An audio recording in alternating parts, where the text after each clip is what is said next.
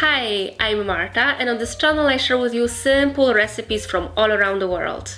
And today I will share with you my Polish grandma's recipe for pierogi, which are kind of ravioli that are very popular in Poland. I have previously shared with you a recipe for pierogi filled with white cheese, mashed potatoes and caramelized onions, and a sweet version with blueberries. And I will link it for you in the description box below. But this time, since I had my grandma visiting, I asked her to show me how she makes her signature pierogi filled with cooked sauerkraut and dried mushrooms. These are without a doubt the most special pierogi of all, because in Poland we traditionally have them on Christmas Eve. And I made sure to ask my grandma lots of questions to be able to share with you all her tips and tricks. But before we start, let me remind you that as always you can find the full list of the ingredients in the description box below. Okay, here's how to make the best Polish pierogi. To make a perfect dough for pierogi, you only need flour, water, salt and a tiny bit of oil. Because the dough for pierogi is made without egg, this recipe is actually vegan. I like to start by mixing the ingredients in a bowl, but at first I only add around 2/3 of the flour, so that it is easier to combine it all together. This way you first obtain a soft and very sticky dough to which it is very easy to add some extra flour. On the contrary, if you start by adding too much flour and you end up with a dough that is too hard, it is very difficult to add some extra water.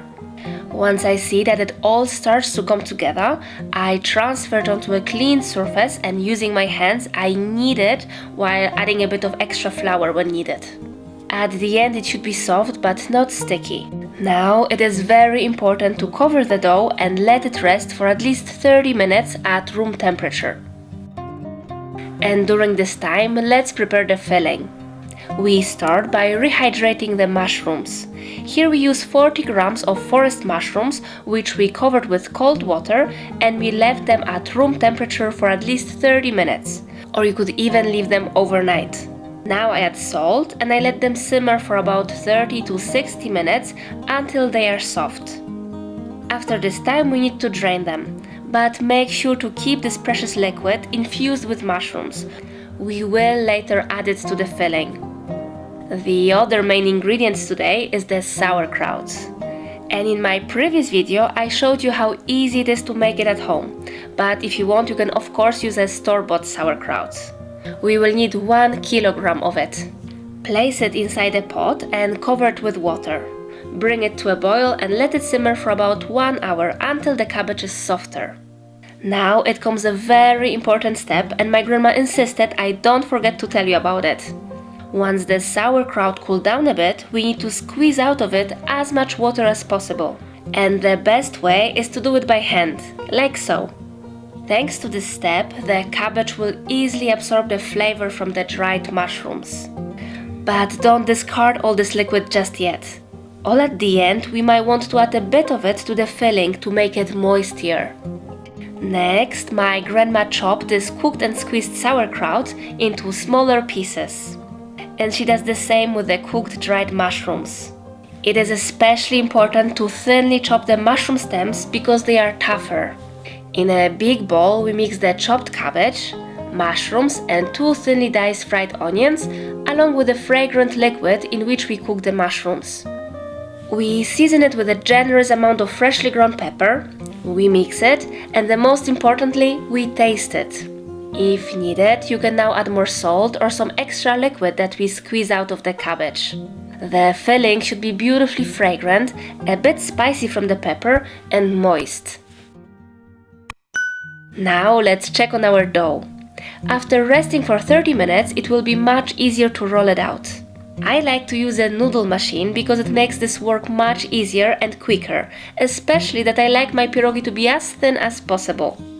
But my grandma prefers to do it traditionally, with a rolling pin. She rolls a piece of the dough with her hands, she cuts it into a little equal in size portions, and then she rolls each out into a circle. Okay, and now comes my favorite part, forming pierogi.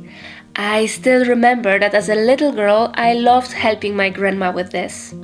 You want to put as much filling as possible while still being able to seal the dumpling. It is important that the filling doesn't touch the borders, otherwise it will prevent it from properly sticking. My grandma uses a two-step closing technique. First, she brings the two sides together and using her fingers, she closes it. And next, she does little pinches to make sure that the dumpling is properly sealed. When formed, we put the pierogi on the surface, generously sprinkled with flour. This way, they can safely wait until cooking time. And once all the dumplings are ready, we cook them in salted water. Sometimes my grandma also adds a bit of oil. Make sure that the water isn't boiling too strongly so that the pierogi don't tear. They will only need around 3 minutes and they are ready. They taste great served with fried onion, and this time I also had some fresh dill. It's so delicious. I hope you enjoyed this video, and if you'd like to stay up to date with all my newest step-by-step recipes, do subscribe to this channel and click the bell so that you are notified when my newest videos are out. Thank you for watching until the end, and I hope to see you next Monday. Bye!